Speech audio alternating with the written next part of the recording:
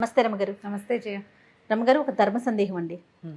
శివ పార్వతులు ఇద్దరు వేరు వేరు కదండి. కానీ మనం ఏమంటాం, అర్ధనారీశ్వరుడు అని కొలుస్తాం.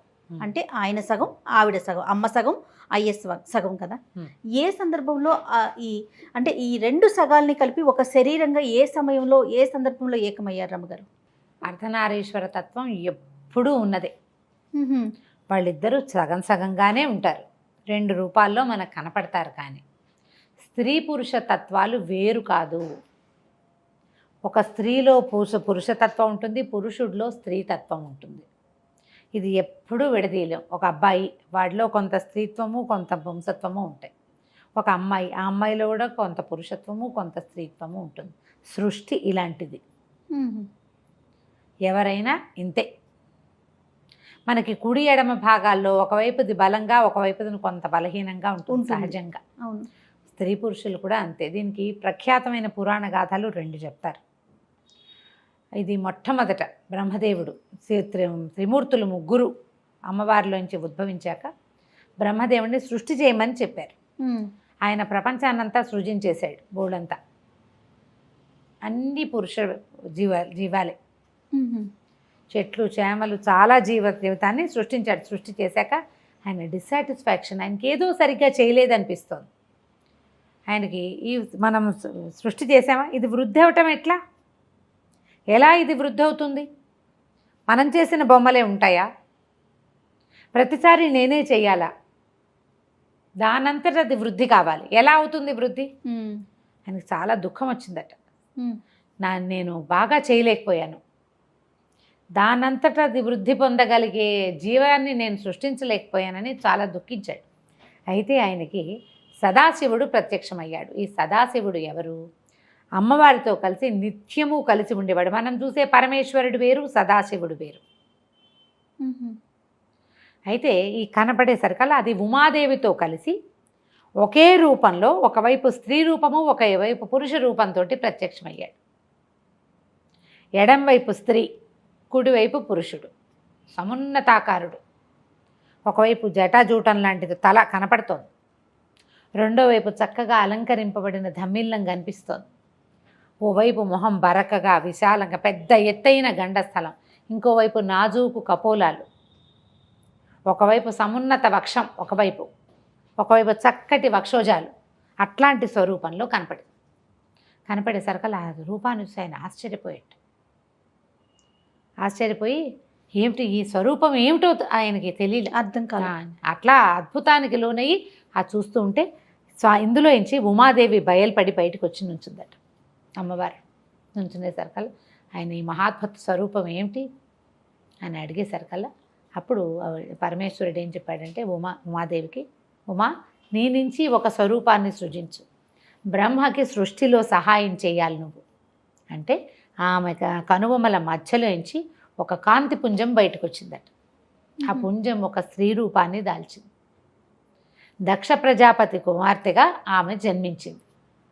ఆ కనపడిన స్త్రీ రూపం సతీదేవిగా. ఆమె వల్ల ప్రపంచంలో ఉన్న స్త్రీ జాతి ఉద్భవించింది. మొట్టమొదటి స్త్రీగా జన్మించినది సతీదేవి.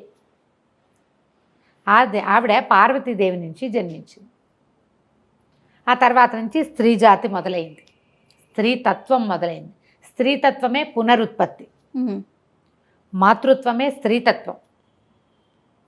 ఇంకా రెండోది లేదు. తల్లి కాకపోతే స్త్రీ పనికిరాదనే భావన మనకి తరతరాలుగా ఎందుకు స్థిరపడిందంటే ప్రతి ఆడజీవి ఇంకొక జీవిని పుట్టిస్తుంది. అది అత్యంత సహజమైనది, దాని జీన్లో ఉంటుందన్నమాట. అది నువ్వు చూడు, ఒక 7-8 ఏళ్ల ఆడపిల్లలు కూడా ఓ చంటి పిల్లని చూసేసరికల్లా వాళ్ళ లాలించే విధానం ఒకటి తేడా ఉంటుంది. అవును.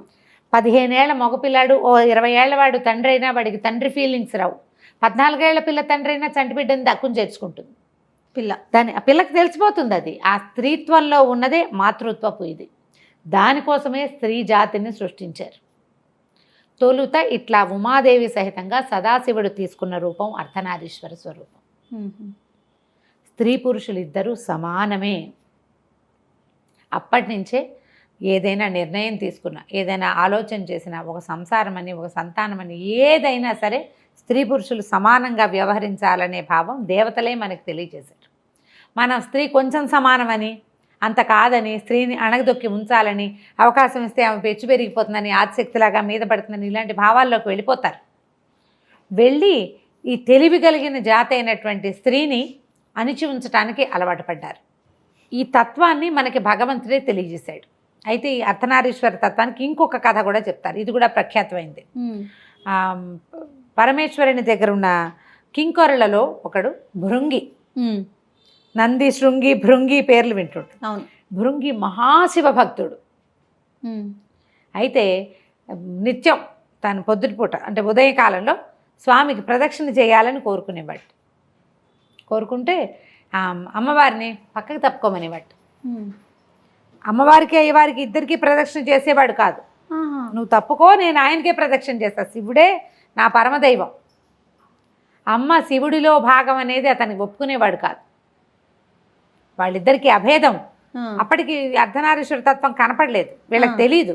బ్రహ్మదేవుడు చూశాడు, భృంగి శృంగి చూడలేరు ఆ స్వరూపాన్ని, వాళ్ళిద్దరూ ఒకటే అని అర్థం కాక, అమ్మ నువ్వు తప్పుకుంటే నేను స్వామికి ప్రదక్షిణ చేస్తాను అనేసరికల్లా ఆవిడేం చేస్తుందట, ఆయన పరమేశ్వరుడు వీడు ఏం చేస్తాడో చూద్దామని పార్వతీదేవిని దగ్గరికి లాక్కుని ఒళ్ళో కూర్చోబెట్టుకున్నాడు.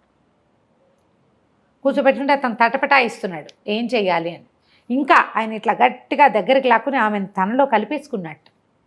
కలిపేసుకుంటే ఎడమ భాగం మొత్తం పార్వతిగాను, కుడి భాగం శివుడుగాను అయిపోయారు. అయితే ఈ భృంగి చిన్న కందిరిగగా భృంగంగా మారాడు. భృంగం అంటే అదే మన ఏమనాలి దాన్ని, తుమ్మెదగా మారి స్వామివారి కుడికాలు చుట్టుతానే ప్రదక్షిణ చేస్తున్నట్టు. కుడికాలే స్వామి, ఎడంకాలు అమ్మవారి కదా అని కుడికాలు చుట్టుతా ప్రదక్షిణ చేస్తుంటే అప్పుడు ఆయన చెప్పాడట, ఈ ఒక కాలుకు నువ్వు ఏం చేసినా నీకు ముక్తి రాదు, విముక్తి కలగదు. నా స్వరూపం ఇది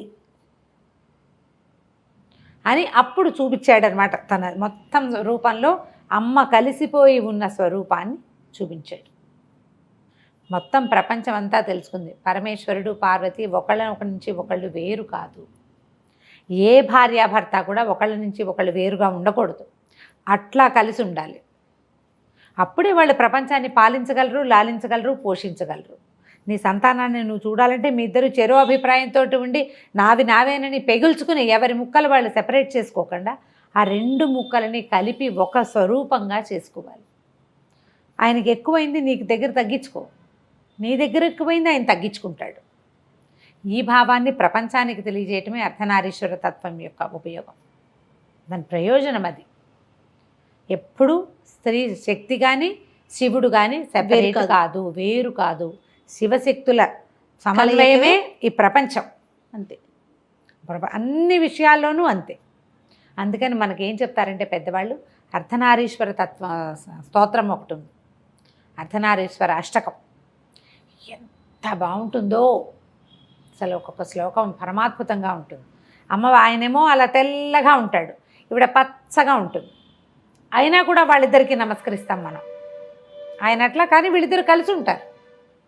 చాంపేయ గౌరార్థ శరీరకాయ, కర్పూర గౌరార్థ శరీరకాయ, ధమ్మిల్లకాయ చ జటాధరాయ, నమ శివాయ చ నమ శివాయ అని. ఆయన శివుడు, ఆవిడ శివాని. రుద్రుడైతే రుద్రాని, భవుడైతే భవాని. ఇంతే. అసలు ఎంత అద్భుతంగా ఉంటాయో ఆ స్తోత్రం కనుక రెగ్యులర్గా చదువుకుంటే, నిత్యపారాయణ ప్రాక్టీస్ చేస్తే సంసారంలో గొడవలే రావు. కంపాటబిలిటీ లేదనే మాట వస్తుంటుంది మనకి. అసలు కంపాటబిలిటీ లేకపోవడం అనేదే ఉండదు. నువ్వు కలిసి ఉండాలనుకోవాలి, మనసుకి బుద్ధి దాన్ని సరి చేసుకోవాలి. దాన్ని సరి చేసుకోవాలంటే రెండు వేరు తత్వాలకి ప్రతీకలైన శివశక్తులు రెండు ఎలా కలిసి ఉన్నారు వాళ్ళిద్దరూ అని ఆ స్తోత్రానికి అర్థం కనుక మనం అర్థం చేసుకున్నామా, ఆటోమేటిక్గా అర్థమవుతుంది మనకి ప్రపంచంలో సర్దుకోవటం ఎట్లా అని. అదే అర్ధనారీశ్వర తత్వం. నమస్తే. నమస్తే జయ.